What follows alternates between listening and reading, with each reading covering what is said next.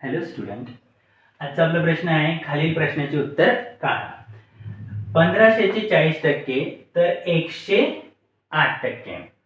आता आपल्याला याला सॉल्व्ह करायचं आहे. तर कसं सॉल्व्ह करणार? आपल्याकडे ऑप्शन काय काय दिलेले प्रश्नाचे? x ची किंमत काय काय असू शकते? 6000, 9000, 700, 500, 8500. तर आपल्याला चेक करायचं आहे कोणता ऑप्शन आहे. त्याच्यासाठी आपण काय करणार आहे? तर कॅल्क्युलेट करणार आहे. तर 1500चे 40% या कॅल्क्युलेशन मध्ये कसं लिहायचं? 1500 गुणिले 40% म्हणजे 40 भागिले 100. आणि 108% म्हणजे किती? x गुणिले 8 भागिले 100.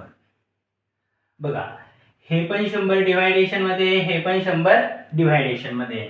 तर हे 100 तिकडे जाऊन मल्टिप्लाय होईल, तर 100 आणि 100 गेट कॅन्सल. आता हे 8 जे आहे ते राईट साइडला मल्टिप्लिकेशन आहे, मध्ये लेफ्ट साइडला आल्यानंतर डिव्हायडेशन मध्ये येतील. तर आपलं कॅल्क्युलेशन होऊन जाईल 1500 गुणिले 40. 8 इकडे मल्टिप्लिकेशन मध्ये होते, इकडे येऊन काय झाले? डिवाइड. इकडे राहिलं फक्त x. आता 8 च्या टेबल मध्ये 40 येतात. तर 8 1 जा 8, 8 5 जा 40. तर आपलं कॅल्क्युलेशन काय होऊन जाईल?